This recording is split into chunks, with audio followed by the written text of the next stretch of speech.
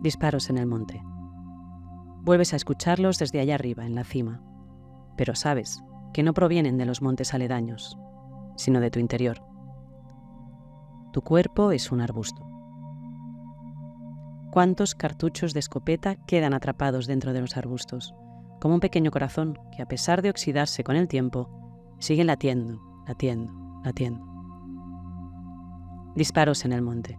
Has vuelto a escucharlos desde allá arriba, en la cima, y ves los cartuchos como si los tuvieses en las manos.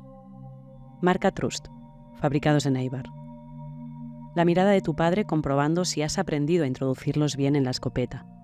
Rojos, verdes, con la base de color oro, cargados de perdigones. Cuando impactan en la carne, los perdigones se expanden velozmente, como espermatozoides malignos.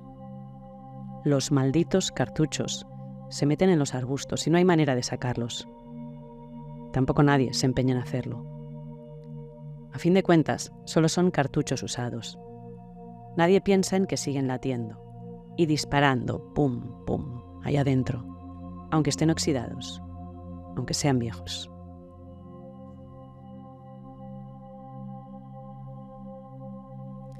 Así comienza La casa del padre de Carmele Jallo, novela con la que cosechó un gran éxito de la crítica y el público y que fue galardonada con el Premio Euskadi de Literatura y los premios a Mejor Libro en Euskera del Año por la Asociación de Librerías de Navarra y por la 111 Academia. A través de la historia de Ismael y de Jasone, La casa del padre nos habla de cómo transmitimos los roles de género, de cómo evolucionamos hombres y mujeres y sobre cómo se integra la nueva masculinidad en un mundo que lleva demasiado tiempo funcionando de la misma manera. Como cartuchos. Carmele Jallo nos habla del heteropatriarcado que ha impactado en nuestra sociedad durante cientos de años, latiendo y disparando desde dentro, aunque esté viejo y oxidado, sin que nadie haga nada por sacarlo de nuestros cuerpos.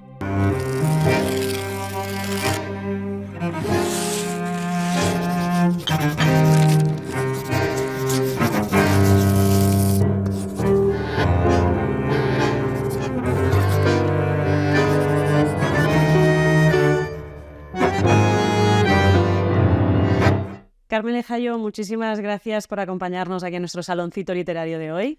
A vosotras.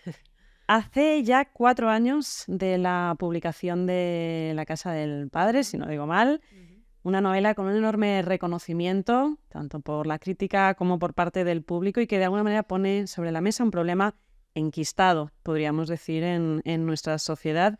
Para situar a aquellos oyentes que no hayan paseado por las páginas de La casa del padre, cuéntanos quiénes son Ismael y Jasone y qué genera este cambio en sus vidas.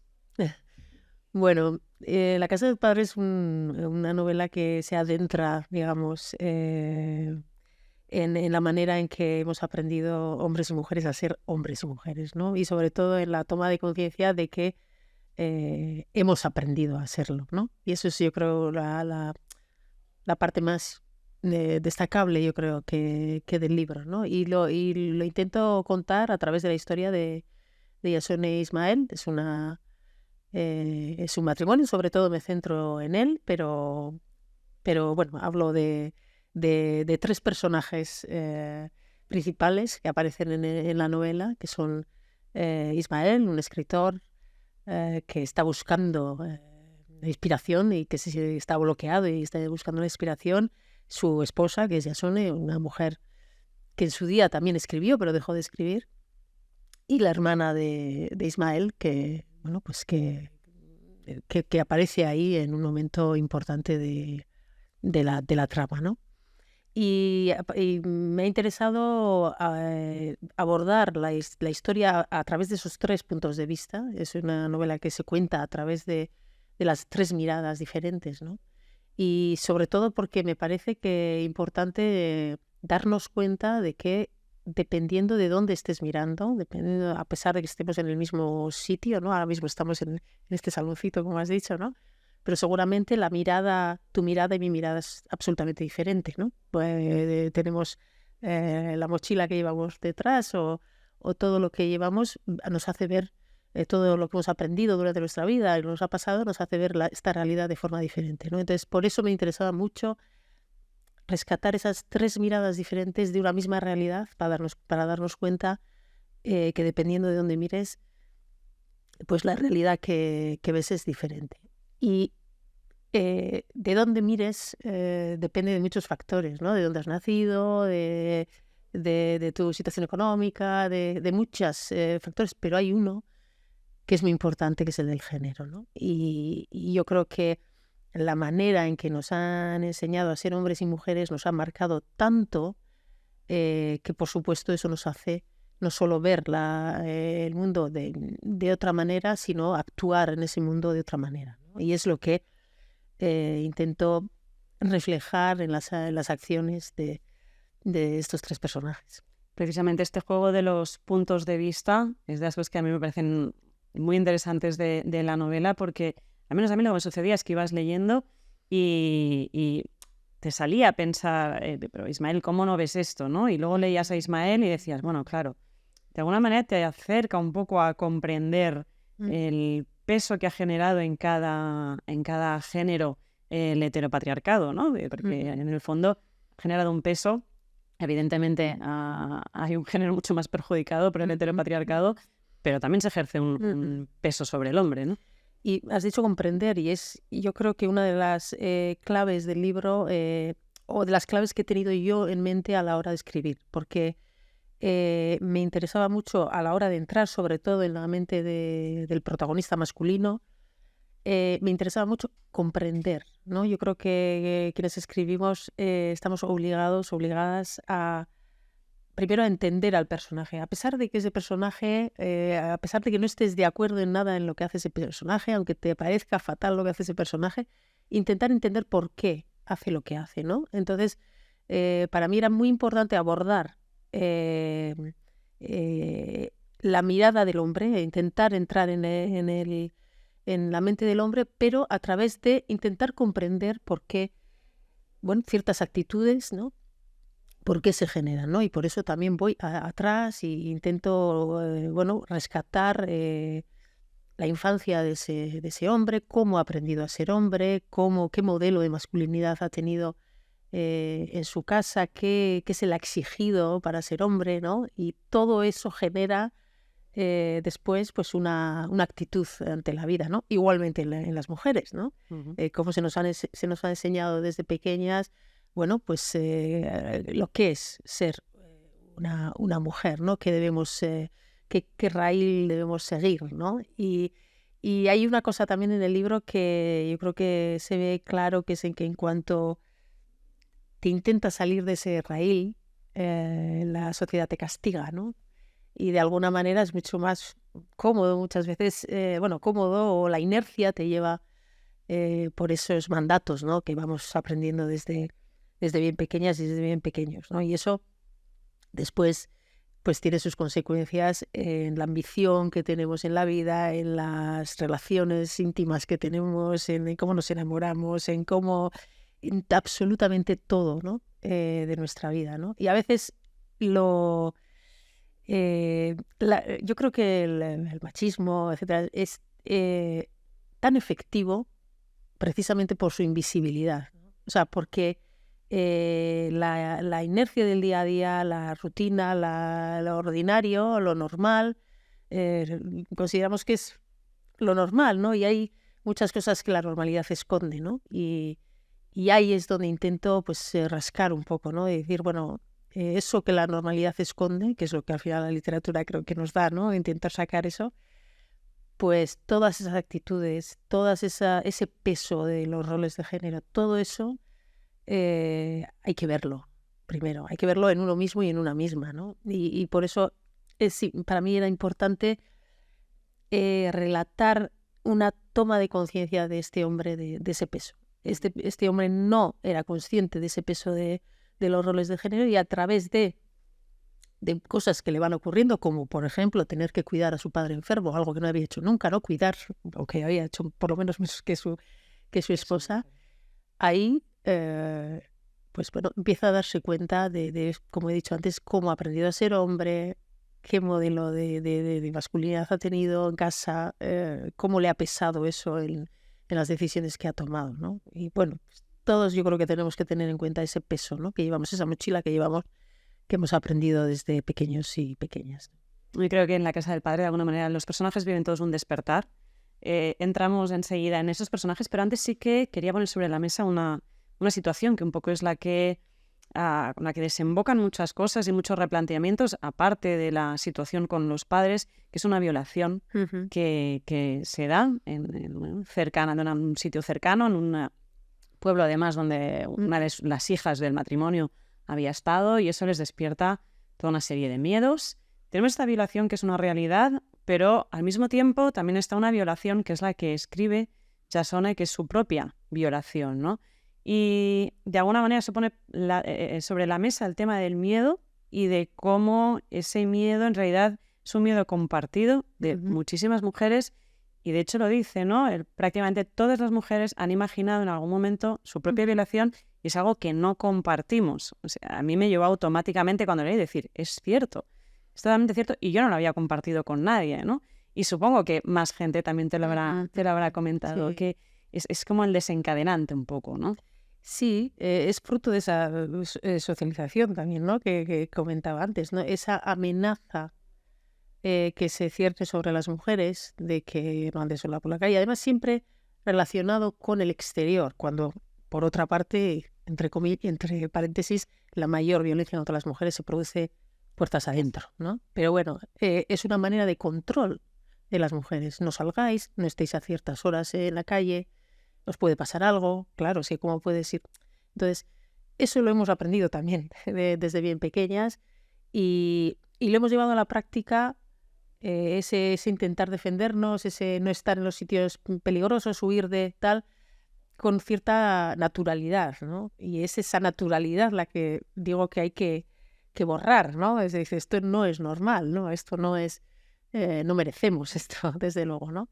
Y por eso me parecía interesante que la protagonista sacara por fin esa violación imaginaria, ¿no? Esa violación imaginaria que es algo simbólico, pero que está cada vez que violan a una mujer, cada vez que hay una agresión contra una mujer, hay un toque a todas las mujeres, ¿no? Hay algo que a todas nos duele, algo que nos hace también, nos puede producir ese miedo paralizante de cara a cómo afrontamos la vida, ¿no? Y por eso también está ese dilema que tiene Jasone, ¿no? Cuando habla de sus hijas y de cómo educar a sus hijas, dice, ¿cómo hago para prevenirles de los peligros que puede tener en la calle sin inculcarles el miedo, ¿no? Ese miedo paralizante y que les quita libertad, ¿no? Entonces es una línea muy, muy fina y muy difícil también de tomar decisiones. Yo ahora mismo tengo una niña también de 14 años y yo misma estoy ahí, ¿no? Digo, no le puedo meter miedo. Por otro lado, entonces... Por otro lado, hay una realidad muy dura que existe y que quieres que se que no la proteja de puedes esa negar, realidad, por supuesto, ¿no? Por eso es todo está dentro de un sistema que como has dicho, nos tiene en un lugar que no está a la par, ¿no? El de los hombres. Vamos a entrar un poquito en los personajes y en ese despertar que viven, por decirlo de alguna manera, llamarlo de alguna manera, a lo largo del libro. Y empezamos por Ismael, que es quien abre la historia, de hecho. Y partimos ya de una situación que ya pone en evidencia esta cosa del quién puede y no puede quedar mal, que es el bloqueo del escritor. Porque él es escritor, está bloqueadísimo, lleva mucho tiempo, tiene que entregar una novela y está con la hoja en blanco, con el cursor que no avanza. Paralelamente, su mujer vuelve a escribir y le fluye de una manera perfecta. Y sin embargo, el dilema es esconder el bloqueo de él, que incluso se llega o sea, es totalmente ocultarlo en lugar de ensalzar que ella haya vuelto a escribir y esté fluyendo todo esto. Aquí ya estamos poniendo de manifiesto quién puede permitirse y quién no quedar mal delante de la sociedad, ¿no? Y quién puede permitirse llevar a cabo su ambición, que digamos que es la de escribir, y quién no, ¿no? Es la pregunta de por qué él llega a ser escritor. Cuando eran jóvenes eran escritores dos, digamos, ¿no? Sí. y él llega a ser escritor y ella no, ¿no? Y está ahí, digamos, en la sombra, ¿no? En el libro se hace esa reflexión también, ¿no? Sobre, por un lado, sobre el escribir, por un lado en general, pero por otro lado a lo que apuntas de mujeres y hombres y escritura, que se puede trasladar a otros ámbitos también, ¿no? ¿Por qué por qué se le da importancia a lo que hace él? ¿Por qué ella se va con las niñas cuando son pequeñas a la calle a pasear para que él tranquilamente pueda escribir? Que vuestro padre tiene que escribir, no hagáis ruido, ¿no? Y por qué ella, pues lo que escribe, pues no se le da el mismo valor, o no solo eso, sino que por lo que ella ha aprendido también necesita más que él de una aprobación, ¿no? Sobre todo de un hombre que le diga que aquello está bien, ¿no? Bueno, pues yo creo que es algo que ocurre en la sociedad en todos los ámbitos, y es también en la valoración, ¿no? La valoración de las cosas que hacen hombres y mujeres, ¿no? Y las mejores condiciones al final para llevar a cabo tu carrera, bien sea literaria, bien sea de otro ámbito, ¿no? Y en el bloqueo, además, también hay un guiño también él escribe en su búnker, ¿no? Su despacho, digamos, es como un búnker, ¿no? Y ella está en contacto con la vida, digamos, más porque está cuidando de sus hijas, haciendo otras cosas, más atenta a la sociedad, digamos, más atenta a lo que ocurre. Yo creo que no se puede escribir si no miras a la sociedad, si no ves lo que pasa en la sociedad. No puedes escribir en tu búnker, ¿no? Ella varias veces, ¿no? Le dice, tienes que ponerte en los ojos de... Y es algo que eso no es. ser capaz de hacer. Él intenta escribir sobre una mujer y se bloquea. Y se desbloquea en el momento en el que entiende que no es que tenga que describir a esa mujer, no es que tenga que mirar a esa mujer de la que va a hablar, sino que tiene que intentar ver la vida a través de los ojos de esa mujer de la que va a hablar. Y esa es la diferencia, ¿no? Cambias totalmente. La mujer ha sido representada durante la historia continuamente, ¿no? En las obras de arte, en la literatura, pero la mirada de la mujer no ha aparecido tanto, ha estado... Entonces, el intentar entrar en esa mirada es el gran reto que tiene, ¿no? Y yo creo que eso se puede trasladar a la sociedad en general, intentar ver la sociedad como hombre también a través de los ojos de una mujer, ¿no? A mí con este libro me ha pasado... ha sido bueno, pues muy enriquecedor, que muchos hombres me han escrito, se han puesto en contacto conmigo, y muchos de ellos decían eso, ¿no? Que han visto, aparte de que se han sentido, bueno, se han visto reconocidos en Ismael, en esa socialización, en esa manera en cómo les he enseñado a ser hombre, también han visto esa parte oculta de la mirada de la mujer, lo que siente una mujer, esa violación imaginaria, ese peso, todo eso, ¿no? Y bueno, pues ese es el esfuerzo también, o ese es el clic que consigue hacer Ismael en un momento, ¿no? Es súper interesante que como novela pueda generar eso en el lector. Ahí está el poder de la literatura como herramienta de transformación. Es súper interesante. Eso ha sido una de las cosas que más me ha enriquecido del libro, ¿no? O sea,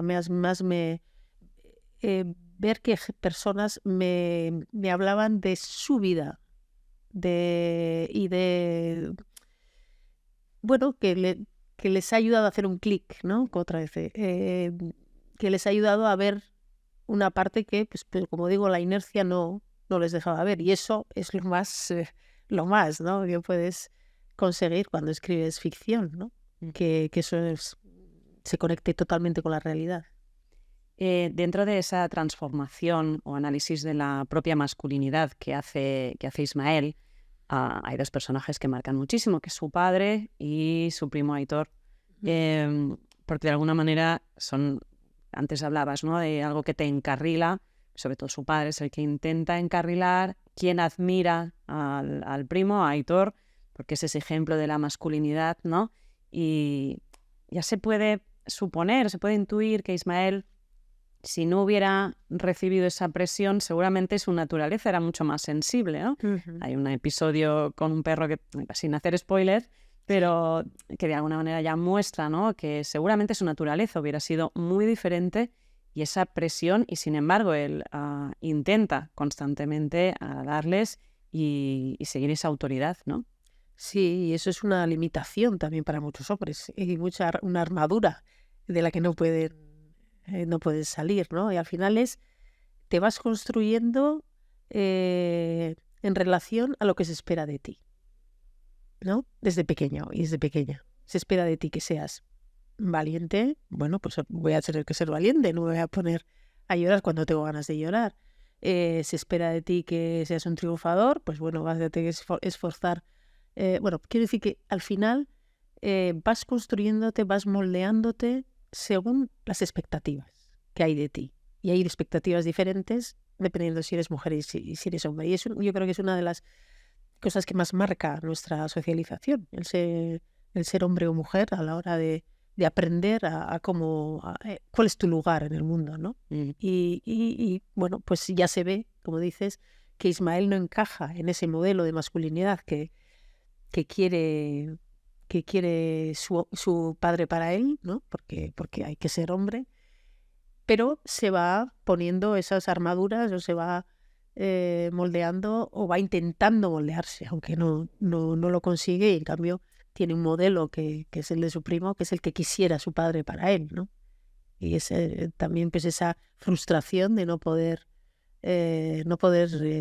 llegar a ser lo que esperan de ti. Si nos vamos a Jasone, ella de alguna manera también vive como un despertar, porque aquí es de alguna manera quien pincha un poco a Ismael, ¿no? También para que se fije en ciertas cosas, pero ella también está viviendo ese despertar de una manera más o menos reciente, ha estado como congelado, porque en su juventud sí que quizá lo veíamos de otra manera, pero durante unos años, sobre todo con la maternidad, ¿no?, parece que ha acabado entrando en los roles totalmente que se esperan a nivel social. Y es cuando ya las hijas son mayores, cuando ya no están en casa, que se empiezan a replantear ciertas cosas, y sobre todo también a raíz de esa violación, ¿no? Y hay ese despertar que vive ella. ¿Crees que les sucede a muchas mujeres cuando ya las hijas ya no están, los hijos ya no están, cuando se acaba ese papel para el que se supone que estabas? Sí, yo creo que sí, ¿no? Porque los años, por ejemplo, si tienes hijos o hijas y los años de crianza son unos años que la inercia no te deja ver nada más. Tú sigues la inercia y adelante, ¿no? Pero cuando que llega la crisis del nido vacío y tal, y cuando toca hacer balance de todo lo que has dejado tú, todo lo que has dejado de hacer, ¿no? Por cuidar a otras personas, o cuando ves que por supuesto hay que dejar de hacer muchas cosas para cuidar a las personas, no podemos, pero tiene que ser algo compartido, ¿no? Ahí cuando ves que por el otro lado quizá no ha habido esa, bueno, pues que han seguido con su carrera, han podido hacer otras cosas que tú no has podido hacer. Yo creo que sí, ese es un momento de ¿qué ha pasado aquí? ¿No? Y nunca es tarde, quiero decir, para darle la vuelta, ¿no? A pesar de que, bueno, puedas sentir que has perdido tiempo, o no perder, o bueno, que no has podido hacer muchas cosas, ¿no? Pero me parece importante también ese paso de darse cuenta, de empoderarse de alguna manera. Hay una cosa, ahora que hablo de empoderarse, hay una cosa en el libro que hay algunas lectoras sobre todo lectoras, que me decían, hay un momento, no hago spoiler tampoco, pero hay un momento en que en esa fase de empoderamiento ella vuelve a caer, digamos, ¿no? Y me decían, pero ¿cómo es posible? ¿No? Que no, tiene que ser para arriba. No, precisamente también me interesaba remarcar que cuando hablamos de empoderamiento de las mujeres, muchas veces hablamos como si fuese algo fácil. Empodérate. Y ya está. Y ya está. Cuando tienes a todo el mundo en contra, cuando tienes toda la inercia en contra. Entonces, bueno, es un camino difícil. Es un camino muy difícil, pero es posible. O sea que, y sobre todo, es importante tener el apoyo de otras mujeres. Me parece eso también muy importante. En ese camino, bueno, pues yo creo que es algo importante. Si nos trasladamos al tercer punto de vista, hemos hablado de Ismael y de Jasone, está el personaje de Libe, que es la hermana de Ismael, que sale un poco de esta estructura del matrimonio. Era además, o es amiga de Jasone, habían sido muy amigas en la juventud y ha estado viviendo fuera. Y una de las cosas que me llama mucho del personaje es que de alguna manera es la persona, el perfil que ha hecho ese ejercicio, que ha interiorizado ciertos valores o que los ha comprendido, que intenta imponer esos valores que ha aprendido dentro de ese empoderamiento del que hablábamos, pero que al final también no es tan fácil, ¿no? A ti te han educado de una manera, casi que lo llevas en el ADN, y por mucho que seas consciente ya de todas estas diferencias sociales, llevarlas a la práctica y llevar esos nuevos valores a la práctica, con Libe se ve que no es tan fácil, ¿no?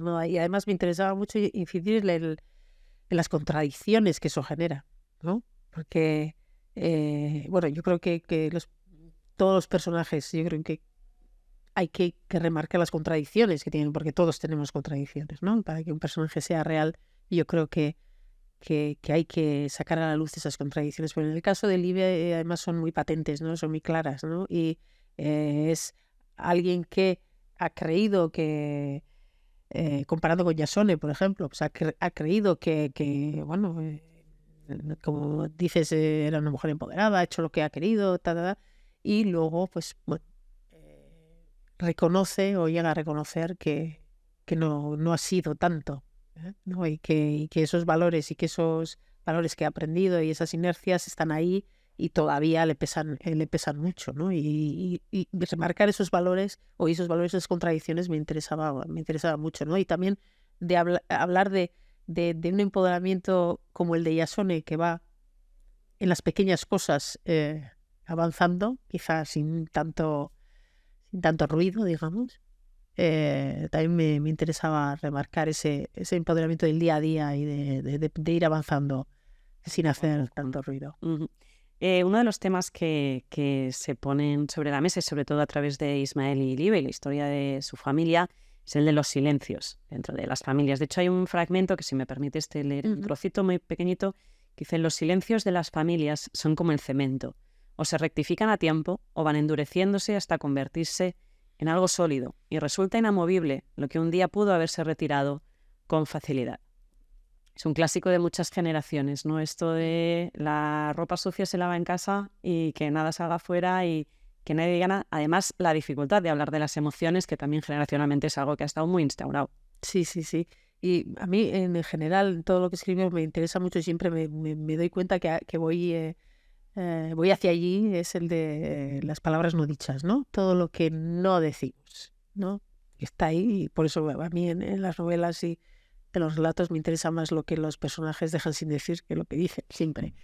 Y esto se acrecenta en las familias. Yo creo que en las familias esa transmisión de generación en generación se hace muchas veces a través del silencio. Un silencio que dice muchas cosas, ¿no? También. O sea, que a veces puede ser hasta aterrador, ¿no?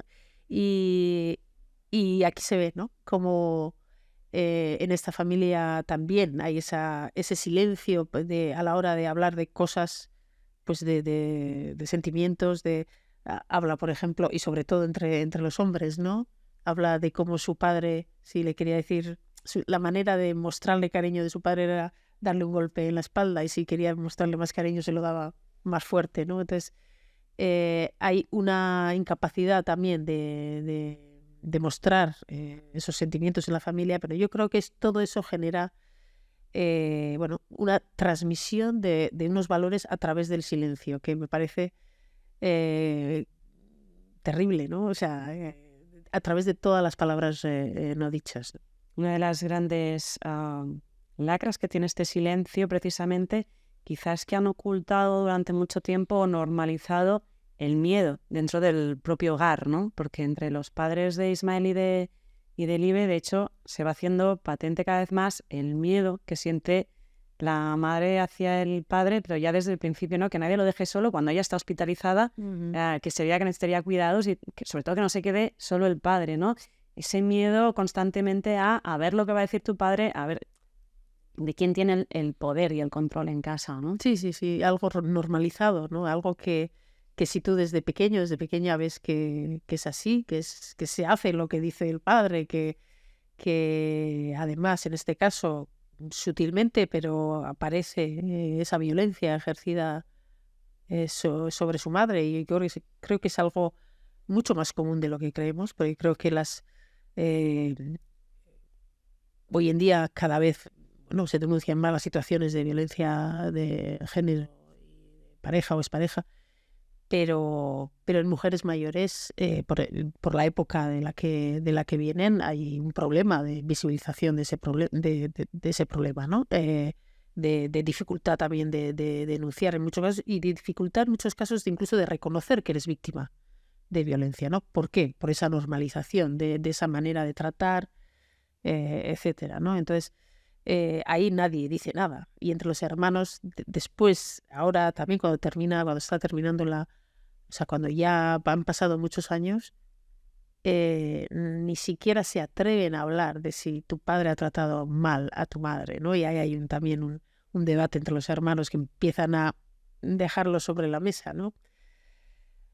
El silencio también tapa todo eso, ¿no? Es que aceptar de alguna manera eso también implicaría actuar de alguna manera, ¿no? El ponerle palabras a algo hace que sea real, y en el momento en que es real no puedes hacer ver que no ha pasado. Hay otro de los temas que también me parece muy interesante, ya vamos a ir acabando, llegamos al final de la entrevista, pero sí que no quiero dejar de perder la oportunidad de hablar de la vulnerabilidad que llega precisamente con la edad, porque estamos hablando todo el rato de estos roles de poder, y sin embargo cuando llega la vejez es como que esa vulnerabilidad hace que se vayan desdibujando esos roles, ¿no? Y se replantee todo y se haga evidente, ¿no? Que al final son roles, no hay nadie que tenga un poder real sobre otro. Y en el momento en que te imaginas, hay una escena, ¿no? Que está el hijo duchando al padre, que además no quiere que lo duche la hija, ha de ser el chico.